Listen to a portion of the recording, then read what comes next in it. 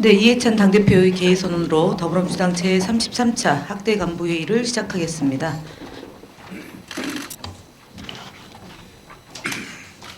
제33차 확대 간부회의를 시작하겠습니다. 네, 이해찬 당대표님의 발언 있겠습니다.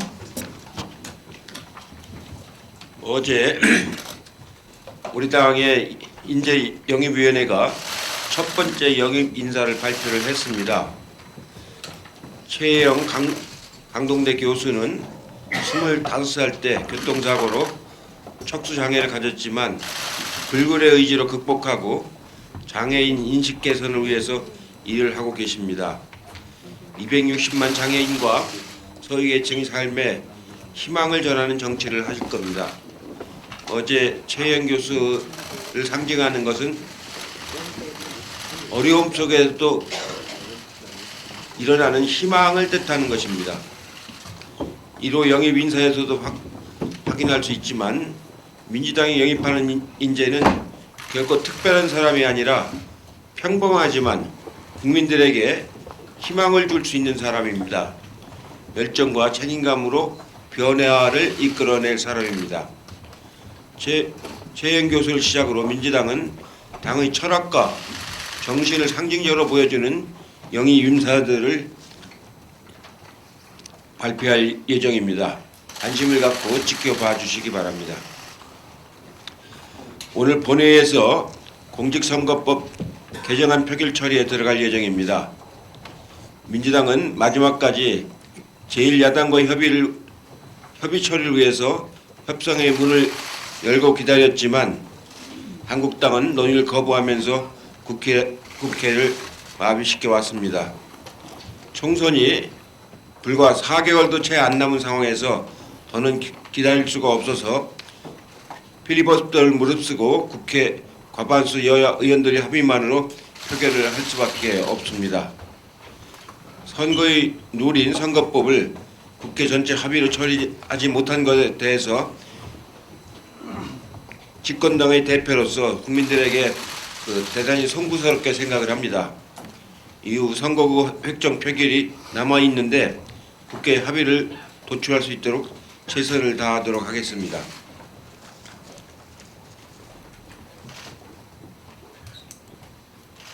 오늘 본회의에서는 예산 부수 법안과 민생 법안 통과가 시급합니다. 현재 20건의 예산 부수 법안은 물론이고 200여 건에 달하는 민생 법안이 한국당의 필리버스터 인질극으로 처리되지 못하고 계류하고 있습니다. 예산 부수 법안과 민생경제 법안의 연내 처리가 무산될 경우 재정 운영과 민생 안정에 심각한 어려움이 발생할 수밖에 없습니다. 일몰법인 지방세 특례 제한법, 국민연금법 등과 민생경제를 위한 소재 부품 장비 산업 특별법, 농업소득보전법, 헌법 불합치 판정을 받은 병역법과 통신비밀보호 등은 반드시 통과되어야 합니다. 기초연금 인상을 위해 꼭 필요한 기초연금법 등은 아직 법사위에 계류 중에 있습니다. 기초연금과 장애연금 인상이 무산될 상황입니다. 한국당은 지금 민생을 인질로 잡고 있습니다. 공당의 자세가 아닙니다. 지금이라도 한국당은 예산 부수 법안과 민생 법안의 처리에 협조해 주시길 바라겠습니다. 이상입니다. 네, 다음으로 이인영 원내대표의 발언 있겠습니다. 오늘은 선거 개혁을 완수하는 날입니다.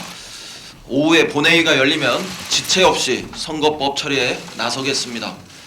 지난해 말 여야 5당 원내대표 합의 이후에 꼬박 1년을 끌어온 정치개혁에 오늘은 마침표를 찍겠습니다. 우리는 마지막 순간까지 문을 열고 기다렸지만 자유한국당에서 끝끝내 돌아온 답은 위성정당뿐이었습니다. 국민 대다수가 더 이상 표결 처리를 늦추지 말라고 명령하십니다. 오늘은 반드시 선거법 개정안을 통과시키고 국민의 명령을 집행하겠습니다. 민심을 제대로 의석에 반영하는 국회를 만들겠습니다. 올해 안에 꼭 처리해야 하는 법안들이 아직도 너무 많습니다. 수백 개의 민생 법안이 국회 볼모로 잡혀 있습니다. 예산 부수 법안, 헌법 불합치 관련 법안, 일몰 법안, 민생 경제 법안 등 반드시 연내에 통과해야 하는 법안이 대부분입니다. 거듭 말씀드리지만 민생 법안에 필리버스터를 거는 것은 국민의 삶에 난폭한 태클을 거는 것과 같습니다. 자유한국당은 지금이라도 필리버스터를 철회하고 민생 법안 통과에 협조해 주시기 바랍니다. 검찰 개혁도 본격적으로 착수하겠습니다. 오늘 고위공직자 범죄수사처법을 상정하게 되면 신속하게 검찰 개혁 법안 처리를 할 수 있도록 하겠습니다. 고위공직자 범죄수사처 설치법은 국민들께서 20년 넘게 기다려온 충분히 숙성된 법안들입니다. 이미 지나칠 정도로 충분한 사회적 토론을 거쳤고 70%가 넘는 압도적 국민의 찬성이 뒷받침하고 있습니다. 검찰 특권은 원천적으로 이제 해소해야 합니다. 정관예우, 스폰서 검사 같은 사법비리, 또 검사 범죄 기소율이 0.1%에 불과한 검찰의 제19 감싸기는 이제 끝내야 합니다. 우리의 최종 목표는 검찰 권력을 국민의 검찰로 되돌리는 일입니다. 공수처 설치는 과도하게 비대해진 사법 권력을 국민에게 돌려드리는 획기적인 전기가 될 것입니다. 검찰 개혁과 관련한 법안들에 대해서 검찰의 발언은 매우 신중해야 합니다. 검찰 내부에 정제되지 않은 발언이 언론을 통해서 전달돼 나오고 마치 검찰이 검찰 개혁 법안의 내용에 직간접적인 영향을 미치기 위해서 움직이고 있는 것처럼 보이는 것은 매우 부적절한 일입니다. 검찰 개혁의 방향과 내용을 정하는 것은 국민의 대의기관인 국회 고유의 권한입니다. 그동안 검찰의 주장은 충분히 전달되었습니다. 이제 국회가 결정할 시간입니다. 검찰은 국회의 최종적인 결정을 기다리시기 바랍니다. 민주당은 국민과 함께 개혁의 길로 당당히 나가겠습니다. 이상입니다. 네, 다음은 박주민 최고위원의 발언 있겠습니다. 예, 방금 원내대표님도 말씀하셨지만 저도 검찰개혁 관련돼서 좀 이야기를 하도록 하겠습니다. 최근에 검찰개혁 법안, 그중에서도 공수처 법안의 수정안에 대해서 검찰이 크게 반발하고 있는 듯한 보도가 이어지고 있습니다. 저는 몇 가지 지점에서 이해가 되지 않습니다. 우선 원내대표님도 말씀하셨던 것처럼 이 공수처법은 굉장히 오랜 기간 동안 논의되었던 법안이고 특히 국회에서도 사개특위 단계에서부터 많은 논의가 되어왔던 법안입니다. 제 개인적으로는 4+1 협의체의 논의 시에도 검찰이나 경찰, 법무부 등이 의견을 제시하겠다, 그래서 만나달라고 하면 단 한 번도 만남을 거부한 적이 없습니다.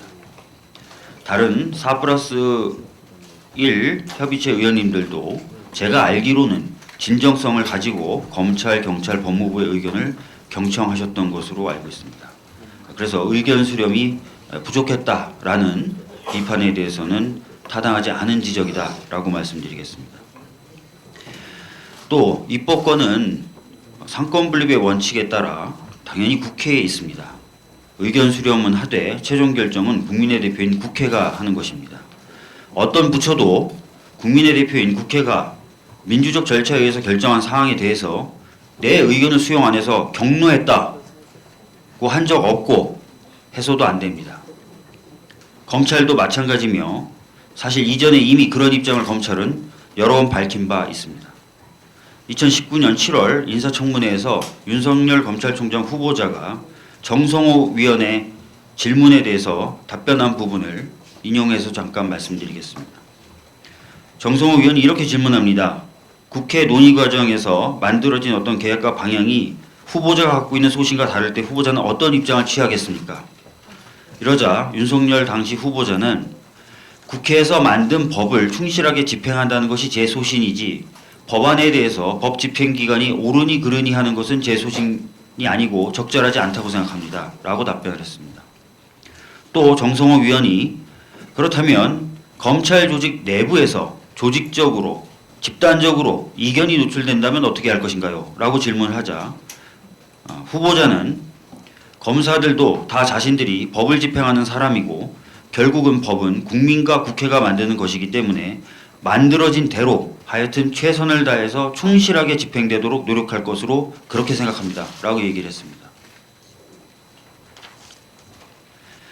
그래서 저는 지금 검찰이 입법부의 결정에 대해서 반발한다라는 식의 보도가 나오는데 실제로 그런지 모르겠지만 만약 그렇다면 이 역시 헌법의 원칙에 위반되는 것이다 라는 점을 지적하겠습니다. 마지막으로 내용적으로도 문제가 없습니다. 지금 문제 제기가 되고 있다고 하는 공수처에 관련된 타 수사기관의 통보 조항 부분에 대해서 좀 말씀을 드리겠는데요. 공수처의 우선적 관할권은 패스트트랙 원안에도 있던 내용입니다. 우선적 관할권이 있기 때문에 이번 수정안에 들어간 통보 조항이 없다 하더라도 당연히 통보를 했어야 되는 겁니다. 그리고 이번에 들어간 이 통보 조항은 원안이 가져올 수 있는 범죄 수사의 혼란과 공백을 없애기 위한 것입니다. 만약에 원안처럼 아무 때나 사건을 이첩해올 수 있다면 다른 수사기관이 수사를 거의 마무리하는 단계에서도 이첩해올 수 있다는 것인데 그 경우 수사에 혼란이 생길 수 있고 수사를 받는 사람의 경우 장기간 다른 수사기관의 수사를 받은 상태에서 다시 공수처의 수사를 받게 되는 문제가 발생합니다.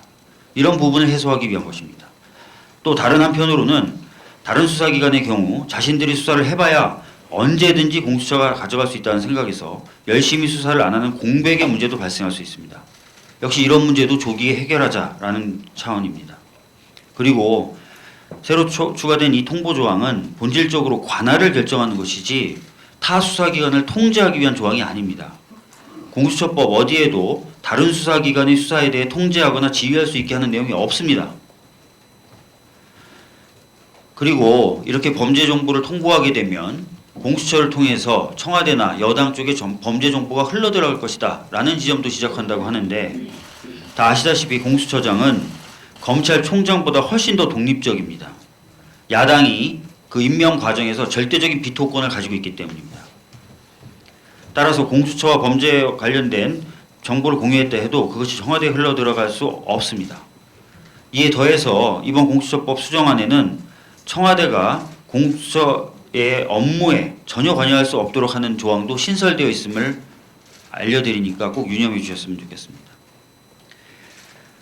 다시 한번 말씀드리지만 이 4+1 협의체에서 만든 수정안은 원안의 취지와 범위를 벗어나지 않았고 오히려 검찰의 의견을 일부 수용해서 보완했다는 점을 말씀드립니다.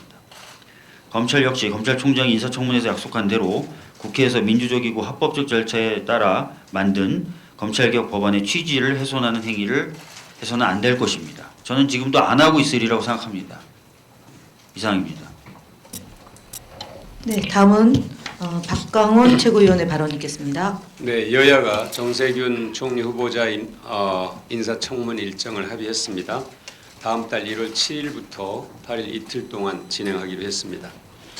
국무총리 인사청문회가 정책청문회의 모범을 보이는 계기가 되길 바랍니다. 그리고 임명동의 절차가 법대로 상식적으로 원만하게 이루어지길 기대합니다. 오늘 선거법 개정안이 본회의에서 표결 처리됩니다. 미래한국당의 발상, 이른바 위성정당 발상은 결코 성공할 수 없을 것입니다. 저는 적어도 두 가지 이유가 있다고 생각합니다. 시대 흐름과 역행하기 때문입니다.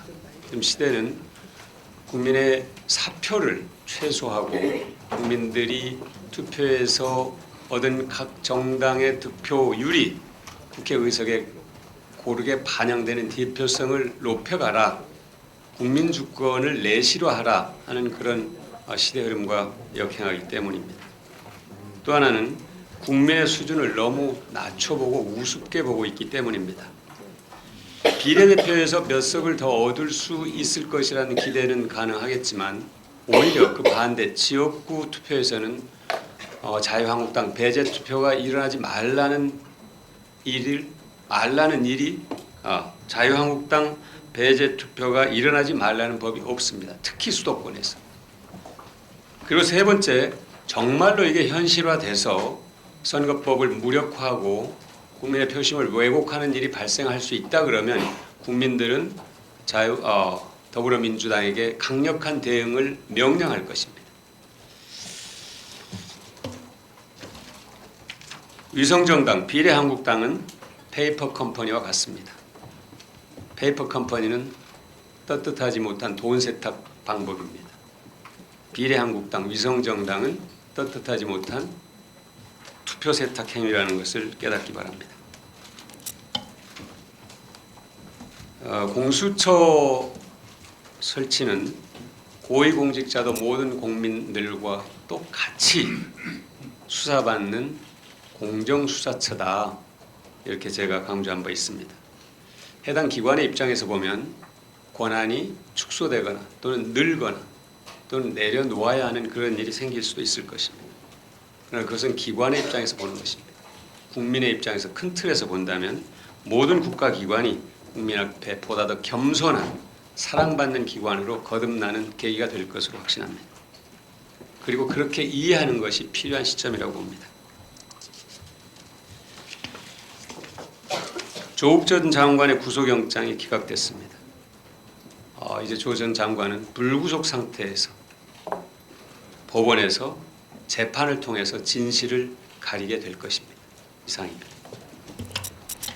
네, 다음은 서른 최고위원의 발언 있겠습니다.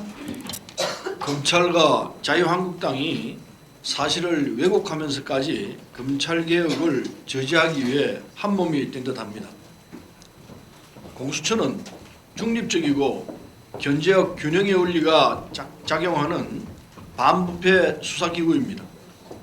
공수처장 후보는 야당이 반대하면 추천이 불가능한 구조로 중립적인 방식으로 공수처장을 임명하는 절차가 마련되어 있습니다.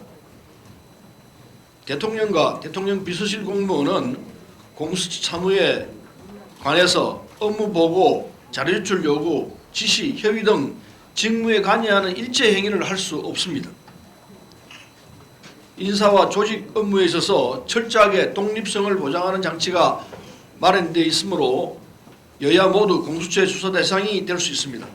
자유한국당이 이를 알면서도 무소불위의 괴물, 공수처 왕국 등 사실 무근의 표현을 써가며 공수처 법안에 흠집을 내려는 것은 끝까지 검찰개혁의 발목을 잡는 행동으로 국민의 뜻을 거스르는 것입니다. 윤석열 검찰총장도 검찰 권력을 내려놓지 않기 위해서 공수처 법안을 왜곡하고 있습니다. 검찰은 공수처에 수사 통보를 하도록 하면은 공수처가 검찰 사건을 가로채서 문객이 부실 수사를 할 수도 있다고 반발했는데 공수처의 문객이 부실 수사는 불가능합니다. 공수처가 고위공직자 범죄에 대해서 불기소 결정을 하는 때에는 해당 사건을 대검에 이치받도록 하는 견제장치가 공수처 법안에 마련되어 있기 때문입니다. 검찰이 국민의 공복으로서의 역할을 제대로 했으면 공수처 도입 요구도 없었을 것입니다. 윤석열 총장은 행정부 소속 외청으로서 입법부의 의사결정에 대해 부적절한 방식으로 언론 플레이를 할 것이 아니라 정치검찰의 편파수사, 표적수사에 대한 국민적 비판 앞에 반성을 하는 것이 먼저라고 생각합니다. 검찰총장 지명 당시 국회 결정을 존중하겠다고 한 말에 책임을 지고 검찰개혁에 동참해야 할 것입니다. 이상입니다. 네, 다음은 김혜영 최고위원의 발언 있겠습니다. 오늘 본회의에서 공직선거법 개정안에 대한 수정안이 표결에 들어갈 예정입니다. 먼저 개인적으로는 개임의 규칙에 해당하는 선거법을 제1야당과의 합의 없이 표결로 강행하는 점에 대하여 대단히 안타깝게 생각합니다. 어느 제도나 정책이든 장점이 있는 반면 단점 또한 있기 마련입니다. 연동형 비례제의 경우 민의를 각 정당의 의석수에 좀 더 일치시키는 점, 소수자 보호의 정신에 다가갈 수 있는 점 등의 장점이 있습니다. 반면 정당이 난립되어 전국이 불안정해질 우려가 있고 의석수 계산이 복잡해지는 단점 등이 있습니다. 저는 연동형 비례제의 이러한 장단점 중 장점의 부분에 좀 더 의미를 두고 싶습니다. 물론 향후 연동형 비례제 하에서 선거를 치르게 된다면 연동형 비례제가 제도의 취지에 맞게 실제로 작동하는지 또 우리의 대통령제와 조화롭게 운영되는지 등을 세밀하게 살펴보아야 할 것입니다. 최근 비례용 위성정당에 대한 이야기가 나오고 있습니다. 연동형 비례제를 주장한 저희 더불어민주당에서 비례용 위성정당을 만드는 것은 국민에 대한 도리가 아닐 것입니다. 비례용 위성정당은 정당 제도의 본질에 부합되지 않는 것으로서 이에 대해서는 국민들께서 현명하게 판단해 주시기를 부탁드립니다. 이상입니다. 네, 다음은 남인순 최고위원의 발언 있겠습니다. 네, 자유한국당이 선거법에 대한 필리버스터에서 법안 토론보다는 국회법 절차에 따라 처리하는 것임에도 그 문희상 국회의장에 대한 정치 도의를 벗어난 인신 공격에 몰두해서 국민들의 눈살을 찌푸리게 하였습니다. 특히 자유한국당의 일부 의원들이 국회의장에 대해서 정말 입에 담을 수 없는 막말들을 했는데요. 뭐 시정잡배라는 등, 역적 동탁이라는 등, 문희상 씨라는 등 이런 식의 막말하는 것은 국회의장뿐만 아니라 민의의 전당인 국회와 국민들을 능멸하는 것이므로 정말 진심으로 사과를 하기 바랍니다. 예, 그리고 자유한국당이 어제 포항지진특별법과 방역법, 대체복무법, 형사소송법, 통신비밀보호법 등 5건 법률안에 대한 필리버스터 처리를 선언했는데요. 정말 눈 가리고 아웅하는 격이라고 봅니다. 지난 그 필리버스터 하는 날 자유한국당 그 모 의원이 포항지진 특별법을 상정해달라고 했는데 자기들이 그 무차별 그 무더기 필리버스터를 해서 논의가 안 된 것을 상정해달라고 외치는 그런 모양을 보고 정말 좀 코미디 같은 그런 장면이었다고 생각을 합니다. 현재 국회에는 그 예산 부수법안 등 해서 민생법안이 200여 건이 자유한국당의 방해와 발목 잡기로 처리가 되고 있지 못합니다. 이 부분은 국민들이 명확히 아셔야 될 부분인데요. 특히 소재 부품 장비산업 특별법안이 처리되지 않으면 일본 수출 규제 대응을 위한 핵심 품목에 대한 정부 지원이 사실상 어렵게 되고요. 농업소득보전법이 처리되지 않으면 농업인에 대한 변동직불금 1,115억 원이 지급할 수가 없습니다. 그리고 기초연금법과 장애인연금법 개정안이 처리되지 않으면 소득하의 40% 어르신의 기초연금과 장애인연금 30만 원 이상을 할 수 없게 됩니다. 그리고 주택법 그 개정안이 처리되지 않으면 내년 2월부터 청약 업무가 마비되는 심각한 시장 혼란이 우려가 됩니다. 이런 정말 절박한 민생 법안들을 볼모로 하고 있는 정말 이 자유한국당의 이런 호환무치한 행태에 대해서 국민들이 제대로 심판해 주셔야 할 것이라고 보고요. 이제 불과 닷새밖에 안 남았습니다. 2019년이 국회는 밥값을 해야 하고요. 오늘이라도 무차별 무더기 필리버스터를 처리하고 민생 법안의 연내 처리를 다시 한번 촉구드립니다. 이상입니다. 네, 다음으로는 이수진 최고위원의 발언 있겠습니다. 네, 다사다난했던 한 해가 저무는 가운데 국회는 여야의 대립과 갈등이 첨예화되고 국민을 바라보는 정치가 아니라 정쟁의 한가운데에 놓여 있습니다. 그럼에도 불구하고 여당인 더불어민주당과 야사당의 논의 구조와 협의는 지속되어 왔고 민생과 인권을 향한 국민을 바라보는 정치 활동이 진행되고 있습니다. 자유한국당이 대화와 협상을 거부하며 투쟁 일변도에 정쟁에 매몰된 아쉬움이 크지만 저희 당은 우리 사회의 진전과 지속 가능성을 바라보며 예산, 선거법, 검찰개혁법, 무수한 민생 법안 등의 처리를 목전에 두고 있습니다. 오늘 선거법 표결 처리가 예정되어 있고 검찰개혁 법안과 민생 예산 부수 법안 등이 차례로 처리될 2019년, 2020년 연말 연시는 오랫동안 국민들에게 그리고 역사에 기록될 것 같습니다. 한 가지 더 말씀드리겠습니다. 국민 건강권의 일선 현장인 병원에서 환자 유치에 몰두하도록 견인하게 되는 성과주의 임금 체계는 지양돼야 합니다. 생명이 좌우되는 환자를 돌봐야 하고 협업이 생명인 병원 현장에서 의료 인력이 협업과 협진이 아니고 무조건 경쟁과 이윤 추구 제1주의인 무한 경쟁으로 몰아내면 그 피해는 죄 없는 환자들에게 돌아가게 됩니다. 이윤을 추구하는 일반 사기업도 아닌 의료 공공성을 지향해야 될 병원 현장에서 노동자들에게 성과 위주의 임금 체계가 도입되거나 추진되어서는 안 될 것입니다. 병원 노사 간의 대화와 협의로서 해소될 수 있기를 바랍니다. 이상입니다. 네, 다음은 이영석 최고위원의 발언 듣겠습니다.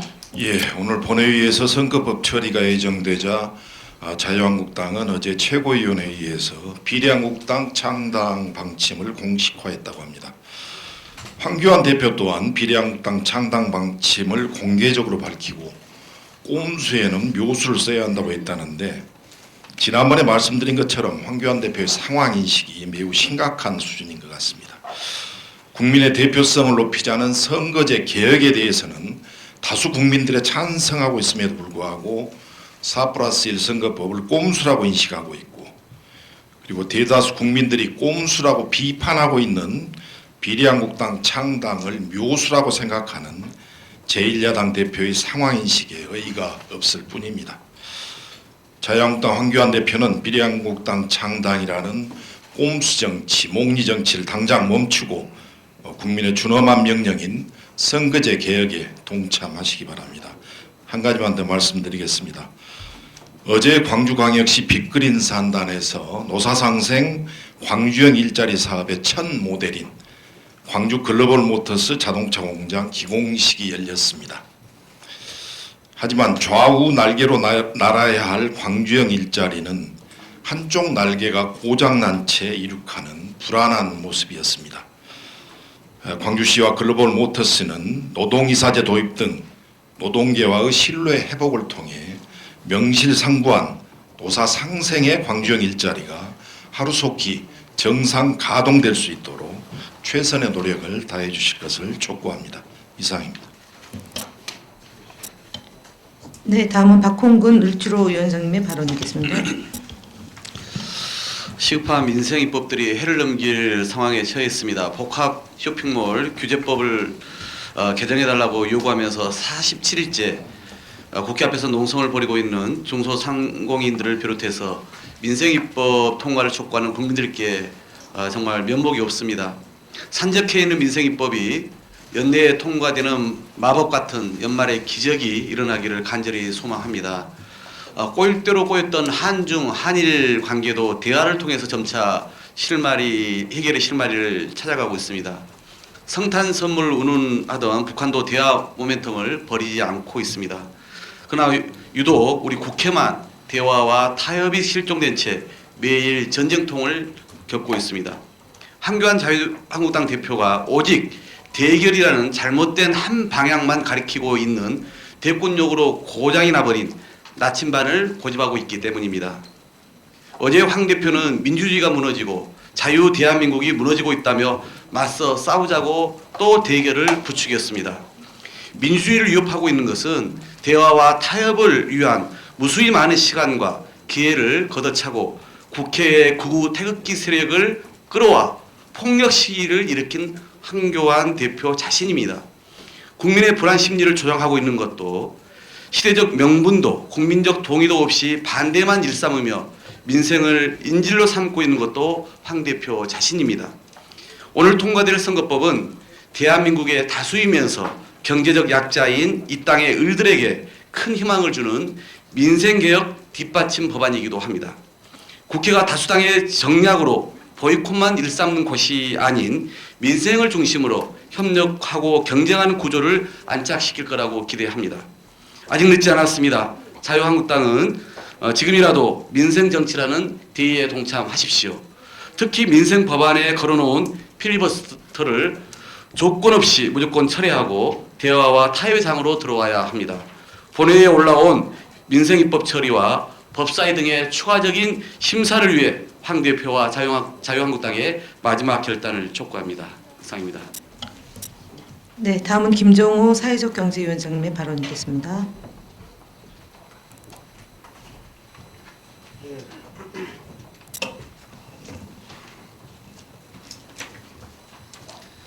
전국 사회적경제위원회 김종호 위원장입니다. 올해 전국 사회적경제위원회 활동을 짧게 되돌아보겠습니다. 지난 1, 2월경에는 9개 지방권역을 돌며 순회간담회를 해서 지역 현장의 애로사항을 청취를 했습니다. 4월에는 6분의 국회의원으로 사회적경제입법 추진단을 구성하고 32분의 전문가들로 정책 자문단을 구성해서 5차례 정책 토론회를 통해서 사회적 정책 과제를 발굴 논의하고 사회적 경제 법안 통과를 추진했습니다. 올해 문재인 정부와 더불어민주당의 사회적 경제 활성화 기조하에 사회적 기업은 어느 정부 때보다 양적 질적으로 크게 성장했습니다. 인증 사회적 기업은 19년 3월 현재 2,154개로 증가했고 예비 사회적 기업도 1,592개로 대폭 증가 추세에 있습니다.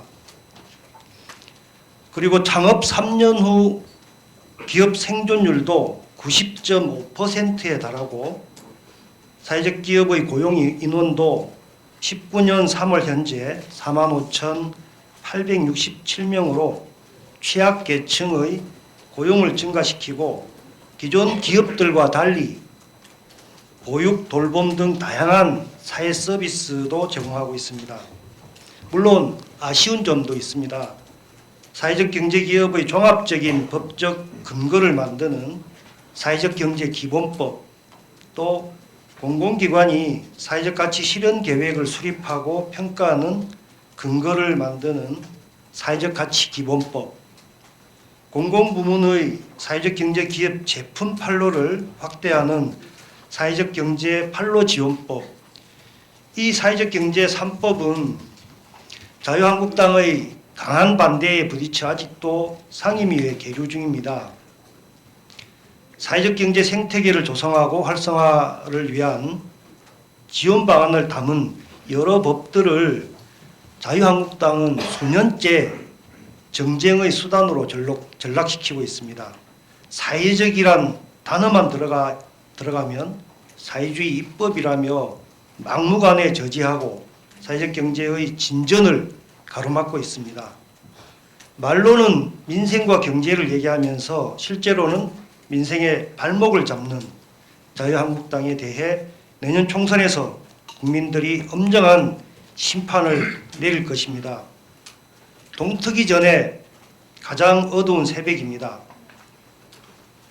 아침이 올 수밖에 없는 것처럼 보다 따뜻하고 공정한 사회적 경제의 본물은 마침내 터지고야 말 것입니다. 이상입니다. 네, 다음은 김두관 참좋은 지방정부위원장님의 발언 있겠습니다. 2019년 마지막 금요일입니다. 이제 올해의 끝도 나흘 앞으로 다가왔습니다. 올해 국회를 돌이켜보면 국민께는 너무나 죄송하고 자유한국당에는 분노가 있는 시간이 아닐 수 없습니다. 2019년의 국회는 교과서적인 국회로 기록될 것입니다. 대화, 토론, 타협을 통한 생산적인 국회에 대한 교과서가 아니라 제1야당이 어떻게 국회를 마비시킬 수 있는지 그 방법이 총망라된 기록으로서의 교과서입니다. 지난 1년의 시간은 제1야당의 오직 반대만을 위한 집단적 비이성과 강기가 휘몰아친 시간이었습니다. 막말과 가출로 시작해 삭발단식에 이르기까지 정당한 합의와 약속도 잉크도 마르기 전에 찢어버린 채 오직 권력을 지키기 위한 강경투쟁만을 계속해 왔습니다. 자유한국당이 이제는 멈춰야만 한다는 것을 자유한국당만 모르는 것 같습니다.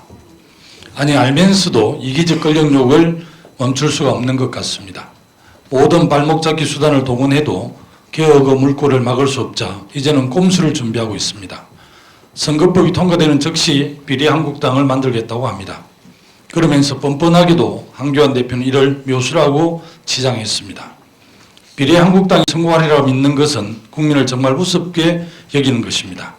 꼼수는 어떤 경우에도 묘수가 될 수 없고 정도를 이길 수 없습니다. 비아냥과 막말, 폭력적 발목 잡기로는 개혁의 열차를 세울 수 없습니다. 국민을 단 한 번이라도 생각하고 단 한 번이라도 두려워한다면 이제는 민생을 위한 법안, 개혁을 위한 법안, 자치분권을 위한 법안들을 연내에 통과시켜야 합니다.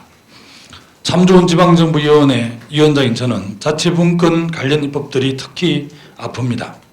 지방일괄이양법이 우여곡절 끝에 겨우 본회의에 왔건만 통과시키지를 못하고 있습니다. 재정분권을 위해 발의한 지방소비세율 상향 법안도 대안으로 반영되어 예산부수 법안으로 올라와 있지만 통과시키지를 못하고 있습니다.